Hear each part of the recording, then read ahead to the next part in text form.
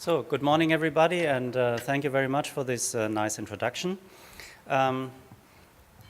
So, before we go into the technology points, I would like also to introduce a little bit the University of Ulm, because I guess basically nobody of you has ever heard about Ulm in Germany. It's a very small city, and it's funny, yeah, I have a little bit similar picture than we have seen before from Tokyo. So here the mountains maybe are a little bit not so high, but a little bit more widespread.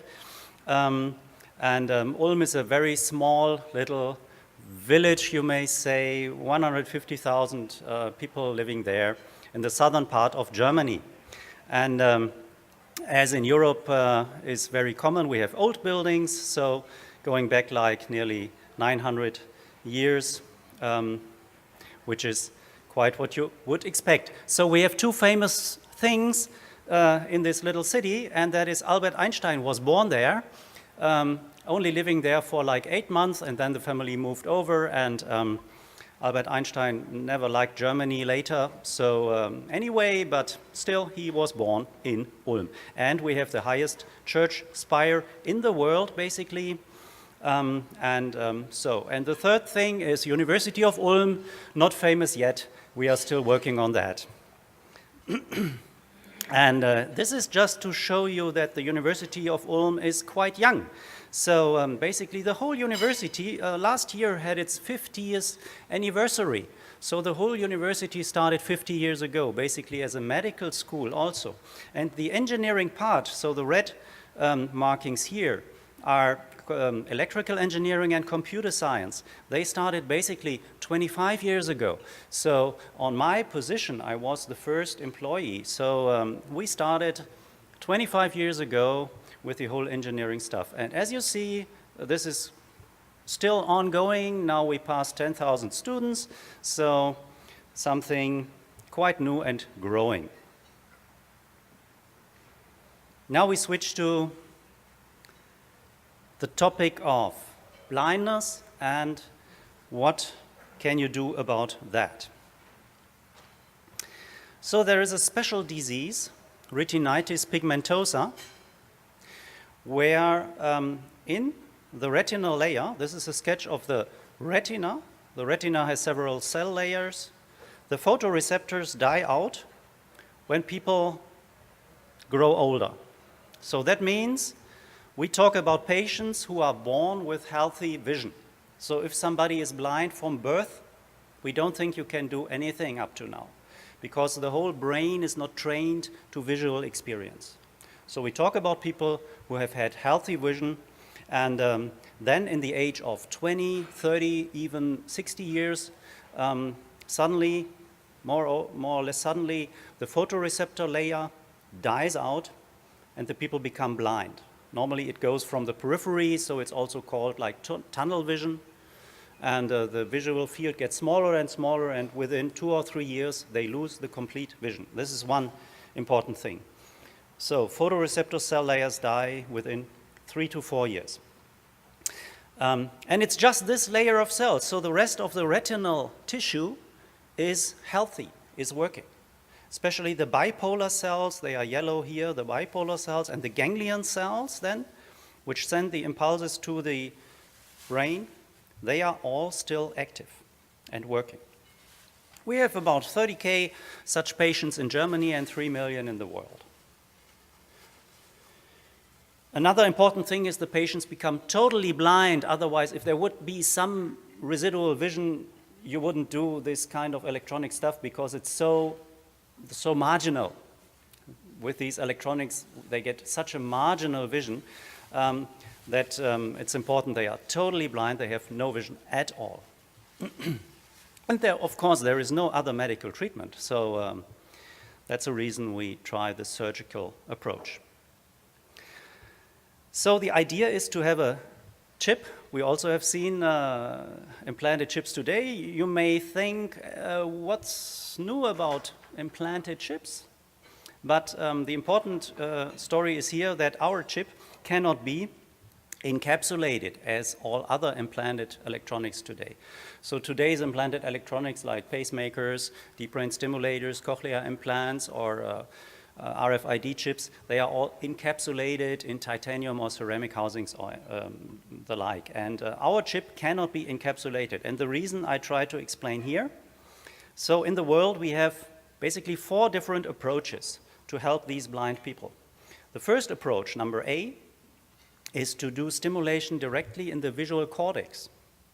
But you may imagine that's kind of ambitious and difficult here to find the location of the visual perception. So you stimulate somewhere and to get a picture out of that is difficult. Second approach, number B, is Epi Retinal. And here also the electronics is encapsulated, and there is an electrode array which is attached to the ganglion cell layer. So I hope you see this is the background of the eyeball here, and this is a retinal layer in the background of the eye, and here you have the epiretinal electrodes. This is the approach today. The biggest competition, the Second Sight company from the United States, is following. They have an Argus implant, they have 60 electrodes here, and they have a product since some years. Then basically the Far East approach, it has been the approach of Australia and also Japan, is the suprachoroidal, and there you have also an electrode array. Basically you don't have to open the eyeball, they attach the electrode array, let's say, outside of the eyeball, and also these are just electrodes. So the electronics are encapsulated.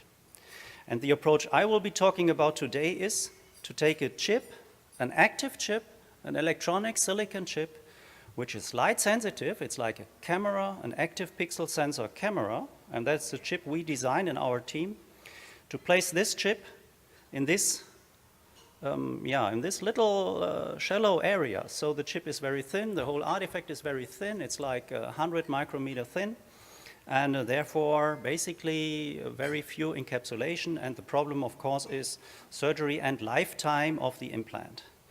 So to show it a little, there's this little video, sometimes starts blurry but will get better. Okay, so what you see here is the background of the eyeball. And this is the implant. Of course, here the wiring isn't shown. And the chip is then inserted. That's the idea. Where the photoreceptor cell layers died, we want to have this chip. And so the light is following the normal path. So the light is going through your eyeball, through the pupil, to the place in the very natural way, and is stimulating the camera in the background, which is a camera, some signal processing, and then a stimulator. So there are electrodes here at the same place, and we try to do electro-stimulation to stimulate the cells in the retina, the bipolar cells, and to use the normal way of the optic nerve to the brain. And here it's a little bit small, so would like to mention Professor Renner. He's basically the professor who was driving this whole project since I guess 30 years now, and without him the whole project would never have come so far. So now I want to talk about what is subretinal stimulation anyway. So what does this mean? What is electrostimulation? So we talk about having an electronic circuit, and an electrode which delivers electricity. So it's like, I guess many of you have somehow experienced that when you have electricity which is strong enough, you get some tickling feeling or a strong feeling. Yeah, it depends. So if you have electricity, the nerves react. And when you have electric fields in the eyeball, you can stimulate with these electric fields the remaining cell layers. And the point is we want to have these electrodes very close to the remaining bipolar cells. This is a sketch of the bipolar cell, to get a certain current, to get a certain voltage drop, to trigger the bipolar cells to dismiss some ions and to get a reaction. That's the electrostimulation. And before the first human beings, before the first patients could be, like implanted really with a technical device, lots of preparation was necessary. So one of this was in an institute we have been cooperating with. They started with experiments with the retina from rats, certain rats, which had a gene so that they also had this disease. So you can buy genes, you can grow rats, they get blind, then you can extract the retina from those rats, put it in this dish with nurturing fluid, and the retina lives like 2 hours, 3 hours when you are lucky. And then you can run experiments and try to stimulate and find out whether electrostimulation of this living tissue is possible or not. And that has been done. And it has been found, for example, here, just to give you a rough idea, when you vary the pulse strength or duration, short pulses, longer, even longer pulses, here you do a stimulation, and these are the experiments. You get answers from the ganglion cells, the spike trains, the pulses from the ganglion cells, and you can really see, yes, the retina is still answering.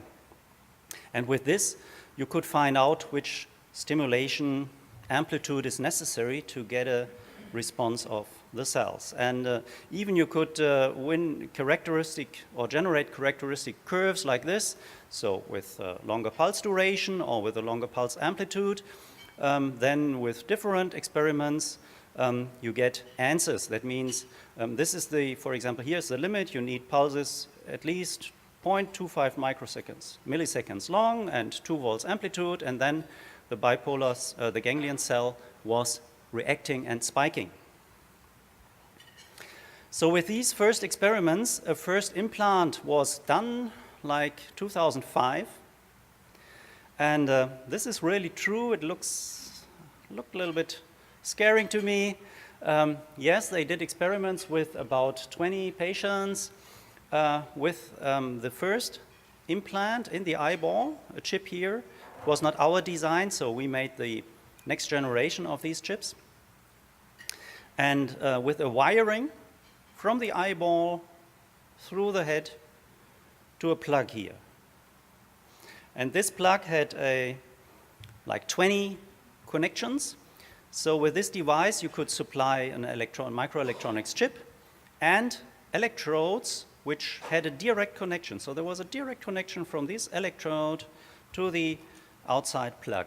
And this looks a little bit like, I don't know, Stonehenge times or so, but it was very, very flexible. So you could experiment with any frequencies, amplitude, and so on, and find out what is the best waveform to get a best stimulation.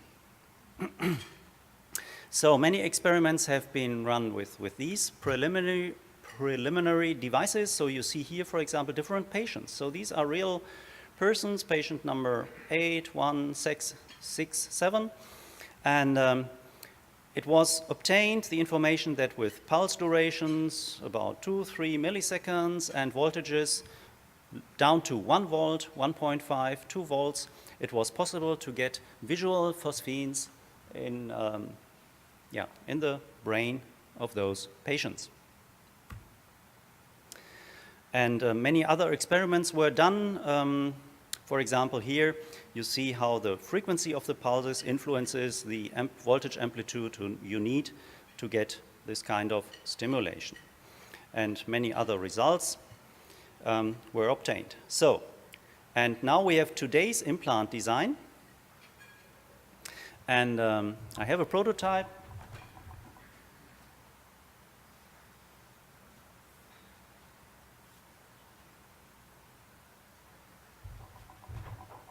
So I don't want to pass that around now, but if you like later, you can have a closer look. So this is today's implant. Looks exactly like this. So the supply box, and you can also see the chip which is placed in the retina.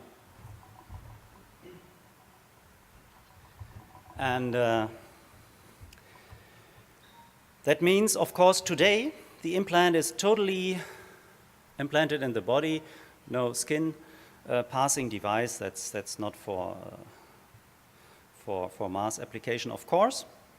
So there is a chip in the eyeball. There is some wiring which is flexible when you move your eye. Then there is a wiring back to a certain supply box, and this supply box is totally beneath the skin, and that is very similar to cochlear implants. So for the deaf, they have hundreds of thousands. Cochlear implants have been applied today. It's a very, very successful device, and they have the same box, exactly the same box, so even the form factor is exactly the cochlear implant ceramic box.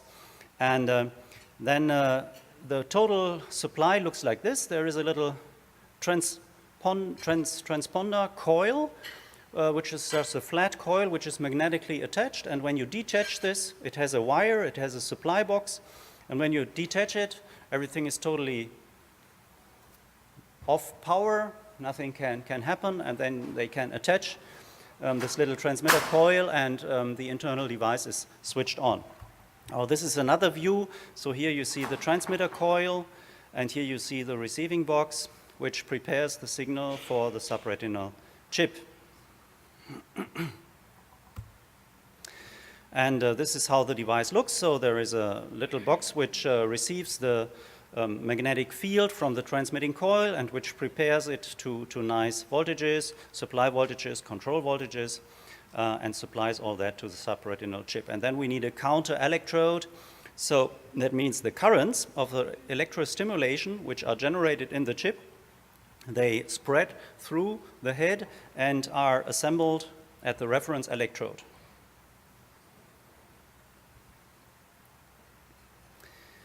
This is a picture of the chip we designed.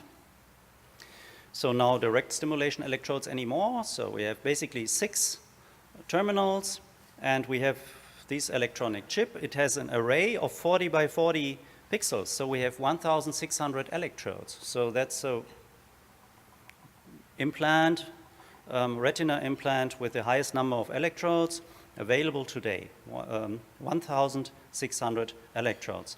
And each of these pixels has a photosensor, a photodiode. As I told you, it's like the photosensor you have also in your camera. So the optics of the healthy eye, of the eye is used. And it's an imager chip in the background. And it processes the signal a little bit, which it grabs from the photodiodes. And then there are electrodes from a certain material here distributed on this chip, which have a direct contact to the retinal tissue and do the electrostimulation. And so this is a little bit what we do in our team at the University of Ulm. We are a small team. We do the design. We do the design of the chip. And the design data, they go to a wafer fab. And the wafer fab produces the silicon, the wafer, and then the piece of silica comes back to us. We measure it, and then it goes to the company, and they build the medical device out of it. And to give you a rough impression, so this is a sketch of the chip we did. It has more than 100,000 elements, like transistors, resistors, capacitors. And this is a fraction. This is just 1 pixel. You know, one of these, let me go back. This is 1 pixel. And when you make it larger, this is the drawing of 1 pixel. And my PhD students, they draw the whole design here, and they have to simulate and optimize each and every device, each and every transistor, the photosensor, and so on. And for that, we have the professional software, which also use the big IC design companies like Intel or IBM. They also use the Cadence software. It's available. It's, of course, so expensive. No university could ever afford buying that. So we get it from the EuroPractice program. So that's a public funded project, so that we at the university, we can have the software very cheap. On the other hand, you cannot make products with a public funded research tooling license, so we really have to buy a professional license to finish the product. So it's like so it's like $100K just for tooling licenses. to be allowed to finally make a product for a company here. And yeah, I can't stop to show you at least one block diagram because this is really what we do. And here you see the external terminals, 6 terminals, and we have also some IP rights on that, and we developed special circuitry which is all about reducing the voltage levels and having no DC potentials. So at all terminals of our chip, they have DC-free voltages, only AC voltages, and so far I have never heard about a silicon chip which has no DC voltage supply. We have that. We have only alternating voltages to get this lifetime of this very merely encapsulated chip. And that has been a lot of effort and the most important thing. So this is the wafer then finally, which is produced in the wafer fab. So here you see each of these pieces is this little 3 by 3 millimeter chip. We can then, in our lab, for example, measure these chips before they are finally prepared with the electrodes and finally the implant is built. So this are some fine needles and we have a measurement lab and we can verify that this chip is working as it should. Now I would like to talk a little bit about how do they bring this chip into the eyeball. Because also for me, this was very strange and scaring when I heard about it the first time. So here is again a sketch of the chip lying in the background of the eyeball. And an important point is you have to kind of open the eyeball and pass from outside to the inside. So that's the sclera here, the sclera which has to be opened. And what they have to do for that, the first step is they have to remove the vitreous body. I don't know if you knew that. Also for other things, for retina manipulation, the surgeons developed the practice of removing the complete vitreous body out of the eyeball. They can do that. So that's what you see here. That's the normal vitreous body. It is completely removed.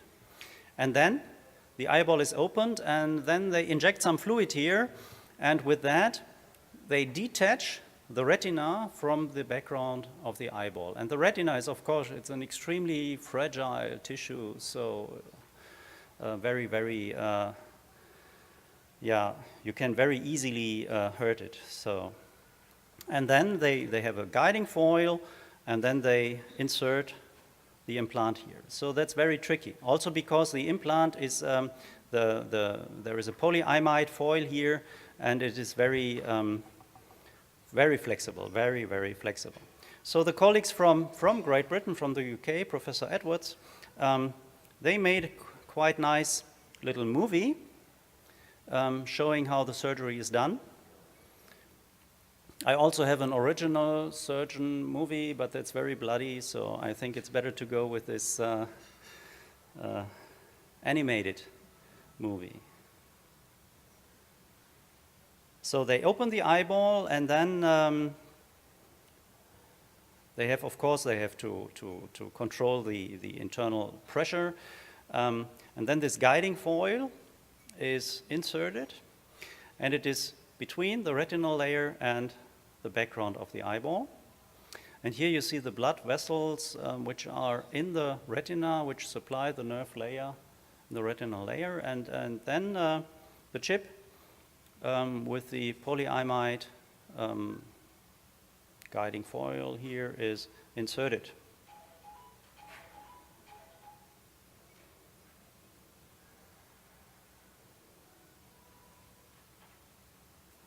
And then this blue guiding foil is removed, and then it's done. Looks quite easy, maybe, but yeah. The total surgery takes like 8 hours.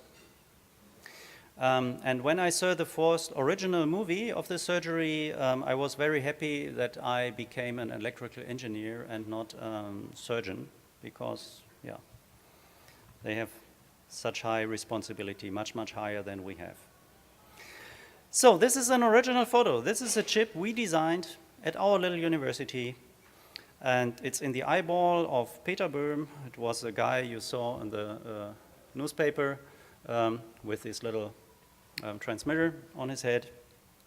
And you see here the blood vessels of the retinal layer on top of the chip. So you can also here see, yes, the retinal layer is transparent. It's a cell layer, it's bipolar cells, it's ganglion cells, it's horizontal cells, and so on. And all this is very transparent. The light is passing through the retinal tissue, falling on the chip, and the chip is then doing electrostimulation back to this transparent cell layer. They can do like cross-sectional views. This is optical coherence tomography picture. So here you see that the retinal tissue really is very close to this electronic chip. And here you see that, of course, number of patients is tracked, and pictures are done to really see how it all works. And in many cases, the implant had to be removed later because the first implants had only a limited lifetime. And but an important thing is reimplantation can be done. So there is a very famous patient, Mika Terho. You can also find him in YouTube, for example. There is a famous apple banana a video in YouTube, Mika Terho, retina implant. And he had, 10 years ago, he had the first chip. And now, half a year ago, he received our chip.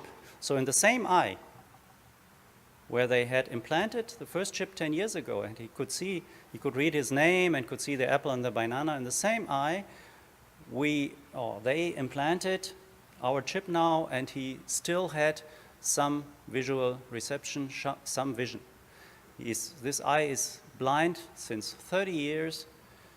There was one chip, in, out, 10 years later, reimplantation, the same eyeball, the same retina, and he had some visual perception. I think this is very, very amazing. Now, what are we talking about in terms of vision?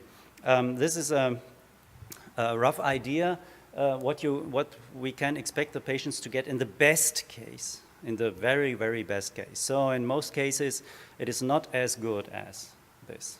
So you should not expect too much. It is already 40 by 40 electrodes. So for, as I said, the second side, the biggest competitor, they have 60 electrodes. So it's 6 by 10 pixels.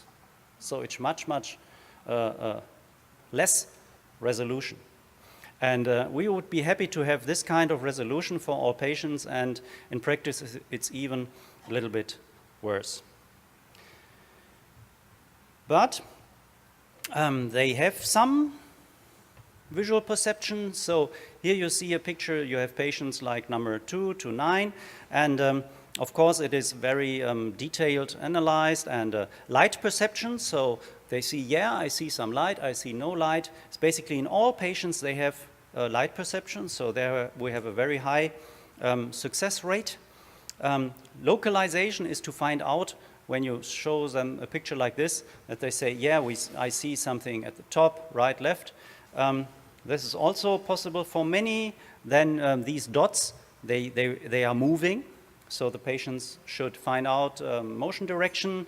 This is, possible also with some patients. Then here, lines. You see here the line resolution is also different. So some patients had very small patterns of lines they could distinguish, others not. And then, of course, the best thing is these Landau C. These is a thing which is used for healthy vision resolution detection as well. And we had some patients, they could even find the orientation of this opening for relatively small of these Cs. But this is all very technical, and then also experiments are done with artificial objects, but also with natural objects. And we have then also, again, Tom Edwards in Oxford. They made this diagram, which shows you have things like walking up steps or walking in unfamiliar areas, for example. So all different things you could do. And this is without the implant, and this is with the implant. And when you show it in this diagram, you see here, if it's red, extremely difficult, and then it gets a little bit easier. No difficulty is green. This picture, I think, shows very impressive that, yeah, there is a certain benefit for the patients already today. But of course, it's very limited, and we are here at the beginning. And maybe the final video is this one. Come on. Yeah. This is the patient, a lady, and in the background, people are talking. And you see, she's pointing. This is a very natural environment, and she points to her glass. She can see the glass. And then also here, the silverware. You see, this is a blind patient, and she can grab the glass. So I was quite impressed of this. And also, about here, the silverware, she can directly point. There is one piece, and is there another piece of silverware? And she looks around a little with this implant, and she can point to it. So this is basically what is possible today. So to summarize, I think I'm just in time. I introduced you a little bit to University of Ulm. Maybe you have now little impression what we do also here. I talked about what is subretinal stimulation, also in vitro, what it is anyway. I showed you that first experiments have been done with direct electrodes in patients. I shown you the actual device. You can have a closer look later, and talked about the surgical procedure, and talked about the status today. So thank you very much for your attention. I think we have questions later.